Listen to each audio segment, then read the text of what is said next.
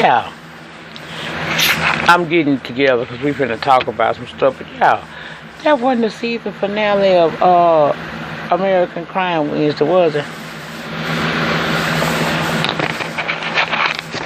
Huh? What you say? Child, look, I was sitting. Y'all know I've been waiting in the water down here in Louisiana. We had little thunderstorm, tornadoes, the usual came through, just a little bit more excessive rain than what we normally used to. So by it being like that, we had to, some people had to evacuate their homes. Luckily, I wasn't one of those people that had to evacuate, but I still had a lot of extensive flooding and stuff going on. And child, I'm still getting sandbags and shit and putting it up around the property and everything. And that's pretty much it. I'm good though. I'm alright. It's just a lot of frustration having to try to do all of this stuff at one time. Child, I feel kind of crazy sometimes. But I have been trying to, once I complete my day, I try to get up and go and watch a show so I can talk to y'all. So I didn't watch them on the air date, but I have watched some of these shows that I'm bringing.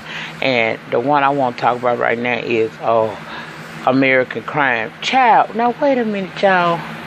Was this the season finale? I'm kind of confused, cause if it's the season finale, then they must be changing directions of the show, because this is one of them shows much like American Horror Story, where it's the same show, but each season brings about a different story. Like we have Coven, we got Freak Show, got Hotel, like that.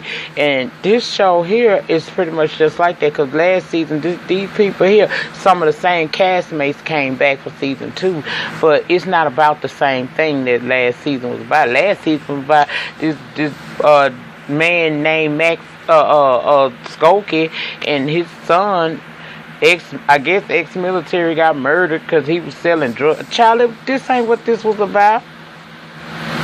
So I'm confused with what happened. I mean, is this the season finale? Y'all know, get down in the pen and section, tell me if this is the season finale, because I'm telling y'all, I really wasn't ready. I ain't ready to let it go like that. But anyway, let's talk about this shit, honey. Let's talk about this shit. I done wasted down in 3 minutes bullshit and explaining shit. So let's talk about this now. We see the school officials call Dan into their office, right? And they informing him that Rebecca is being suspended for selling drugs. Apparently, that most stuff has leaked online. Okay, so now you got text messages now. It was emails at first, but it's somebody else other than Sebastian, and we're gonna talk about it as I get into this review, that's out here releasing these people information, and they being malicious. See, Sebastian be having a purpose for what he do. He got a rhyme and what you call a reason. I don't know what this person, I think his name is Evan, is doing this for, but we're going to talk about it as we get on into it. Well, she's sitting there in the principal's office, I'm assuming that person. Well, no, because that would have been Leslie. I don't know. Anyway, the girl getting suspended for selling drugs, and the text messages are online. They've been, released some kind of way.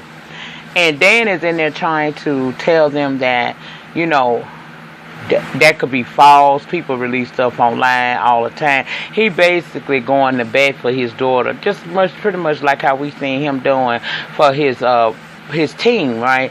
But that man wasn't trying to hit that honey. He told him, he say, she's suspended, and we turning over these messages over to the police. Child, next thing we know, we seeing Eric being arrested, Rebecca got arrested, and Kevin got arrested. So I don't think that, I don't know how this happened. Like I said, we're going to figure this out, y'all. But we just see, the next scene that we get is the detectives trying to talk to Rebecca, first asking her if she knew what Taylor was planning that day that she sold the drugs to him. And of course she says she don't. And then they asked where the drugs came from, and that's when Dan jumped in the conversation. he jumped in the conversation and started talking about maybe they need to get a lawyer, okay? Because they were speaking without legal representation. But still said, just tell them. We done did all, we gotta, if the chips are gonna fall down and all parties involved gonna have to take responsibility for their parts, then let's just go on and do what we got to do here, because there's no sense in trying to lie or waste time with no lawyer. Well, Rebecca said she got her oxys from a friend, but then she hesitated when she started talking about the marijuana, because we all know she got the marijuana from her mama. But Steph realized when she was hesitating, and she said she get the weed from me. I keep marijuana in the house. Again, he go Dan just so he wants to protect his family, and in a way I can't understand why he didn't feel that same sense of understanding, at least understanding what Miss Ann was going through when it was in regards to Taylor. But I guess because it was his boys, he couldn't see it. But he started talking about she has it in candy form for migraine. That detective say marijuana is not approved in Indiana for medicinal uses. They tell them they gonna release that girl on her own recognizance, but she could face from anywhere from 6 months to 2 years if convicted. I'm like, ooh, the big people starting to get it now. Cause child, the next thing we see is Principal Dixon talking to that doctor lady. Remember that his superior, the one that was he tried to stand up for and all that, but when it came time for them to help him out, they ain't really want to help him out. She ended up telling him that they want him out of the Marshall School because of all the problems they've been having lately, especially with the suspension of the Latino student. Remember, he suspended Mateo and his boys and didn't suspend Trey, and it became a big racial issue around the school where the kids were protesting and everything. Well, yeah, they offering him a severance package, basically. A nigga get off the get out the arena type of thing. They offering him $75,000 to chunk deuces and gone somewhere, because you done made the block hot, and they ain't ready for that. They don't want the block hot, but according to them, he done made the block hot. So they offering him a payout. Next, we see the detectives talking to Kevin. Now, that cop friend, remember that person I said I didn't know if that was a friend of the family or a relative? Apparently that's just a friend of their family, okay? And he's saying that the fact that Kevin did confess, and he willingly, he being the cop, willingly destroyed the recording or whatever, that he gonna take responsibility for that. He not gonna because Kevin did come forth and tell. He just decided, along with Michael, Ed Michael's urging to get rid of that. And Terry ain't know nothing about this. First she thought that Kevin did. He said he ain't know. Well, she said Kevin is going to tell the truth regardless, and that was wrong for him to do that. And she asked him, did you have anything to do with the release of that woman's medical records? He lies and says no. She looked at Kevin again. She said, you're going to tell the truth and keep no secrets, and I mean that. See, I thought I wasn't going to feel her because she was acting so bougie at first, but I'm starting to, okay, girl, you starting to get a little of that medicine. You starting to see that your skin, too, has melanin in it, okay? Next, the detective is talking to Eric. You see him talking to Deshaun, and Eric's saying Deshaun and the crew, to include Wes, hated gays. So he didn't tell them anything, but they did come and have him call Taylor and have Taylor come up and, meet them somewhere. So under the pretense that he's supposed to be meeting with Eric, and they jumped on the boy and stuff. But he got a real nasty attitude. So does Deshaun. Deshaun actually was in there cussing at the people and stuff. And that detective was basically telling him, look, if you want your side to be heard, the best thing you can do is tell it in front of the judge, okay? And you might want to tone that attitude down, because why you got this attitude, I don't know. Next, we see Principal Dixon again, and this time he's going to Evie. He's trying to apologize for not following up on her case. And let's backtrack a minute. I don't remember Trey them or her even saying nothing about Trey was sexually harassing her. I don't. Last thing I remember, and y'all get me together down in the panty section, I remember this girl enjoying the attention. I even think I said something about it on one of my reviews about how she obviously liked getting, having the Latino boys' attention and the black boys, but apparently he sexually assaulted her or something, or at least tried to. And here you got Principal Dixon sitting there trying to apologize for not following up with her, and she tells him she felt used and uncared for because Trey treated her, like a sex toy. He was groping at her. Mateo saw her as a cause for the Latino people, and Taylor used her as a beard. Okay? She said she tell him the only people that did right by her and her family is the people at the Leland school. And he's like, what are you talking about? She said sometimes you got to take opportunity, and she walked out. So we know this hoe took that money, her and her family. And I guess being that they come from, humble beginnings or whatnot, that's where she's coming from. She trying to make sure her and her family okay. Plus, her mama sick too. So maybe that's why they took that money. I don't know. Then we see Sebastian talking to someone, and he's saying he in control of this situation, and the things that this person is releasing is hurtful stuff. This is not how he does things. He gets the information out, and he goes after corporations and institutions, who are doing a lot of corrupt, underhanded stuff, but he don't go into people personal stuff and like their text messages and, and things like that and reveal them, because some of the things he's releasing now is horrible and very hurtful to these people. He told them to stop. I got control of this. I need you to cut this out right now. So, because you're releasing too much information. Child, that person hung up in his face. I think that person's name was Evan. I'm not certain. If y'all know, you can put that down there too. Now, I told y'all Coach Dan at first I was alright with him until I seen how he operate. And in this episode, we did see Coach Dan give, in my opinion, what he deserves. Actually, he getting what he deserves, and the bitch just giving him what he deserves is gonna get what she deserves. You may be a good actor, but I call it like I said. I don't like neither one of these motherfuckers. But child, he go over there to see Leslie. Now you done just set up with the board and everything else and try to come for this woman employment. Yes, you did. Okay?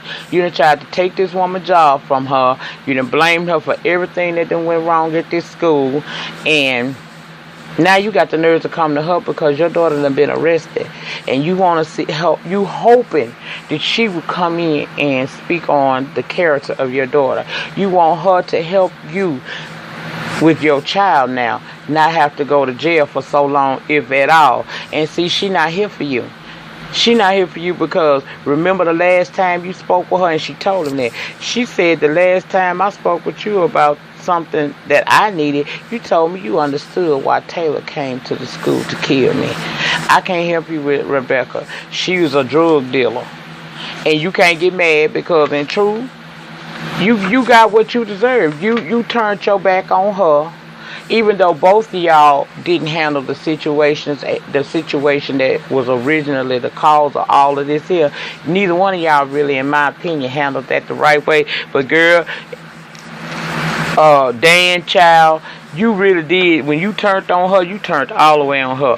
And now you having to go back to her and ask her, will she speak on behalf of your daughter so that she don't get as much time as she probably is facing, okay?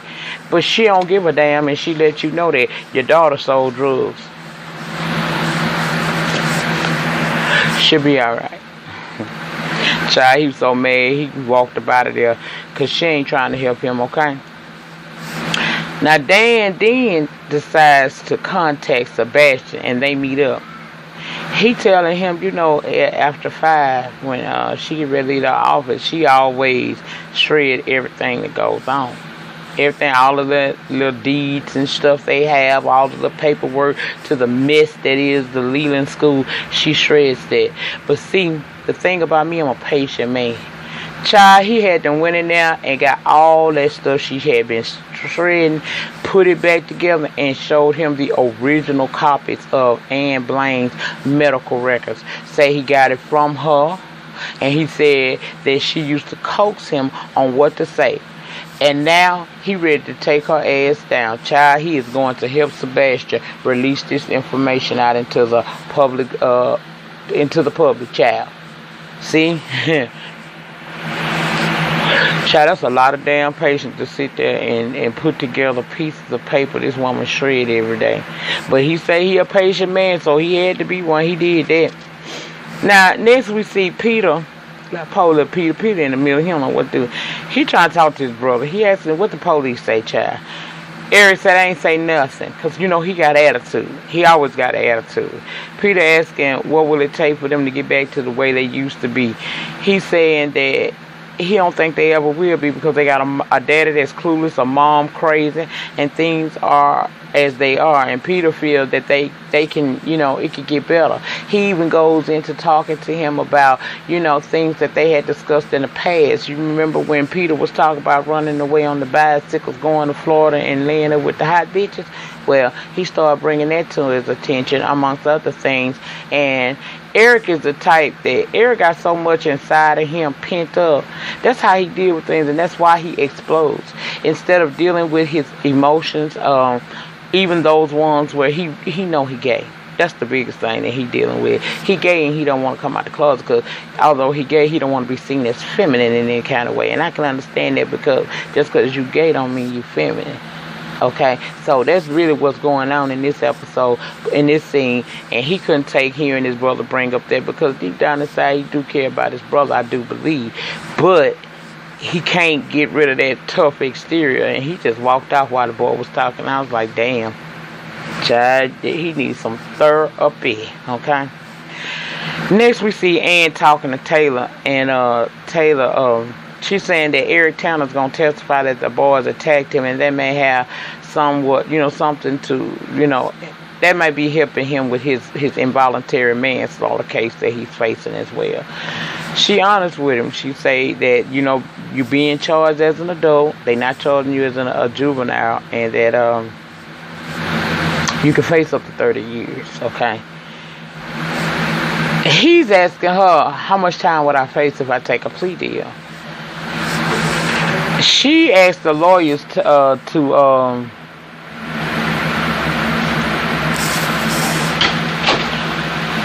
she asked the lawyers to take time to talk to Ann alone, and he wants the lawyers to leave so he can talk to his mama.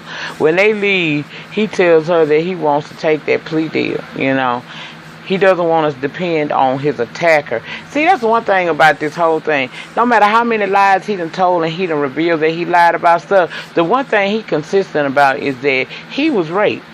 And he said he does not want to have he don't want his attacker to be the person that he has to depend on, to seal his fate or to help him, in any kind of way. And don't feel like he should be taking it, taking that charge. She want him to fight. She feel like that all of that emotional stuff he went through is what led up to him actually shooting Wes.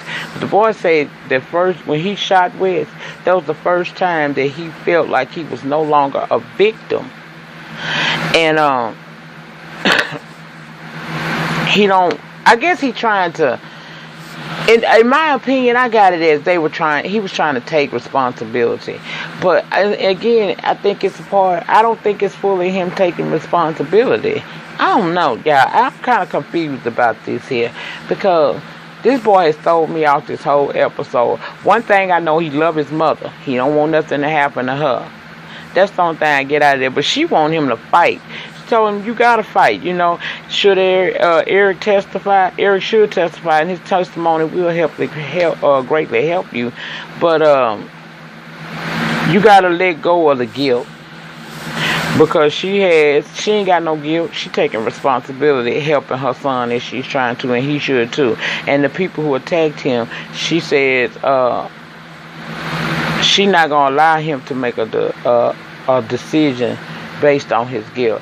He need to take responsibility just like she is. That's basically what I was trying to say about all of that. I went the long way to get some shit out, and I don't know why I did that. But anyway, that's what happened with them, okay? child, next is where I really started to get my kiki in. You got Leslie being told the medical records of that woman was released, and Dan is saying that he got them from her office, and she's saying that that's utter bullshit, and they will fight vigorously to find out, to prove him that he wrong. And the guy informed her, yeah, girl, the trustee of the school has decided to remove you from head until they can determine if those records were in fact in your office, and everything that Dan's saying is authentic. They gotta prove that there. And right now we can't, we don't want you here no more, baby. They fired that bitch. Okay, she lost her job. And although I do believe she did the best that she could do, I also think that she was somewhat insensitive to what that boy had been through. She acted as if first she was really going to try to help this lady, but when she realized the severity of the case, it became more important to protect the school's image, them coins, and the students there. She didn't care. And so all of this shit that she done been planning and plotting to try to take care of this school, which is her job, but at some point, when does humanity step in? When your human nature step in and you want to do the right thing. So now Dan done turned on her ass and said, he sat there and put all them papers he got out of her wastebasket together. He done said publicly that it came from her office and the things that she's done. And now the trustee of the school don't want her ass there no more because, girl, you becoming a liability now. You got to go. So she lose her job. Now, this is the part, y'all, I had to go get sandbags. I got a little confused there. I seen Sebastian, he in the car. He looked like he traveling with his girls back to Milwaukee. I thought I heard prior to that some type of attack or something happened with him and his kids, because I remember hearing the kids kind of screaming and stuff, and he's saying that it's going to be okay. So I don't know really what happened. I lost that moment right there. So if y'all don't mind, anybody that's watching this review, please go down in the comments and tell me, child, what happened? Did somebody try to set the hotel room on fire or something like that? I don't know what I was seeing, y'all. And I don't really, because I didn't see much, but I heard. Because, like I said, we were stuffing sandbags because it had begun to rain again, and they were forecasting that it was going to get worse. So I don't know what happened in that moment, but let me know if that in fact was what exactly happened with him and his kids. Something happened to make him get ready to book out of town like that, and he feeling some kind of way about that Evan dude releasing all these people information. Okay, next thing we see is Rebecca being carted off to jail and Stephanie crying because she done been I think they gave her like 10 months or something like that. Child, I don't know. No, they took her to jail. They took her to juvenile jail, okay. Steph looking scared. Then we see Leslie had the audacity to go over to Dan and Steph's house. And baby Steph ready to call the police on that bitch. She ready to call the police on her, okay. And she tell her, he ain't here. And if you don't get off my doorstep, I'm going to call the police on you. Well, Dan decides he going to go ahead on and talk to her. And Steph said, well, okay, you can talk to her if you want to, but you're going to talk to her outside my house. She ain't allowed inside here. So they go outside, and she basically trying to get him to retract what he say. She ain't giving a fuck about the fact he's sitting there telling you his daughter just went to jail for 10 months, bitch. It's about helping you get back your job. And he told her, girl, just go and take the L on this here. For real, go and take the L on this here. We all did some stuff, but then it wasn't right. And now we all have to suffer the consequences. Had my daughter had more people speak on her behalf at that hearing, maybe she wouldn't have got as much time.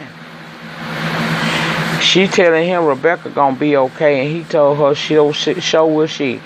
So move on. She didn't do her job, is what he said. Child, this show was killing me. Next, we see the new head of the Leland School being introduced to the school, and in the flash, we see, because they flashed the ceremony introducing the new head of the school, flashed over to her house, Leslie, and she's sitting out there. She's sitting there looking like she don't know what she gonna do. She don't, just looking at her house like she in her house looking like she outdone. She don't know what she gonna do from this point. Okay. Then we see Taylor in court having his charges ran down to him, and the judge is explaining the plea deal and asking him if he understood, which he says he does. And the judge is asking him, do he agree to the deal, where he gonna serve up to 10 years possibly. And that's when the scene switched. Now, as the judge is asking him if he wants to accept the plea deal where he could face up to 10 years, flashes to Eric. Eric done been online again and done called one of these muscle men with these muscle cars. And we see that person pull up. He's standing there. I guess he's reflecting on everything that happened, and he's thinking about it because the person opened the door. We don't see the person. We just see the car pull up and the person open the door. He hasn't gotten in the car yet. So we don't know if Taylor done said yes to this plea deal, and we don't know if Eric got in that car. Because they both having little, I guess, moments of reflection before they give their answers or they make their decision. And I was like, damn. That's why I wonder. That was the end of the show, but I forgot something, so let me go back. Now, we had a scene on here where Terry was talking with her boss, and they telling her that emails, her personal emails had been leaked, and it was a lot of stuff that she said on there that was derogatory toward white people. She even used the word white trash. Terry went to trying to explain to him, those emails are nothing compared to what we face as black people every day. And we have learned as blacks ways of trying to cope with what goes on within our community. That man wasn't trying to hear that fucking shit. That man told her straight up, we are offering you the opportunity to move to another location to keep your job, and you will have a lesser position, which is probably going to be lesser finances for her, and you keep your job that way. Or else they're going to offer you a severance package. He ain't trying to hear none of this shit about what she done been through and all this stuff. The bottom line, girl, you did not play the game right. See, the game is not yours. The game is theirs. And if you want to live in white America, you're gonna have to follow the rules of white America. And one of them is you do not speak ill of them. They don't take too kindly to that, regardless of what your reasonings are. And yes, you do have a right to your personal emails, but when you're sending out personal emails on company equipment, then it becomes property of the company as well. Child, she got a cake to her face too. She go home and tell Mike about it. He talking about, hell nah, we ain't gonna do no damn moving. This is Kevin's senior year. This is where everything comes together for him. She's standing there looking at him like, Michael, you think I don't know that shit? Things are fucked up, and sometimes money can't make it right for us anyway. Now, if we had a different color, this might be okay for us to get a lawyer, but right now in this moment, we can't go get no lawyer because, child, I did the shit, okay? But he's saying that they're going to get a lawyer and fight this situation. She just standing there looking at him like, okay, whatever. He ain't getting this shit. Later, before it ended, we seen her and Kevin in the car talking, and Kevin is telling her, he can handle what's going on. He's learned a lot from this situation, and whatever they have to do, they're going to have to do as long as they stay a family and stay together. She felt good about that. She told her son she loved him. He loved her back. But the end of the show was where we left off with Kevin, Eric deciding whether or not he gonna get in that car with that man and possibly get hurt again, and Taylor in the courtroom saying whether or not he gonna take them 10 years or not. And the way people was talking like it was the season finale, and I just want to know, was that the season finale? Because if it is, I guess they gonna change up how they do, because they gotta give us a resolution to this. I know damn well we ain't gonna start season 3 out with a whole new set of storylines, but some of the same characters. But if we do, child, whatever, I don't know. Let me know what your thoughts and opinions are. I ran almost a 30-minute video. I appreciate everybody for your thoughts and prayers during this time when we dealing with this little natural disaster, mini natural disaster situation. I'm fine. Me and my family are fine. Thank you all for reaching out to me and checking on me to make sure that I'm okay. In the meantime, in between time, please like, comment, subscribe, and I will see you guys back for the have and have nots. That's what I haven't done. Peace.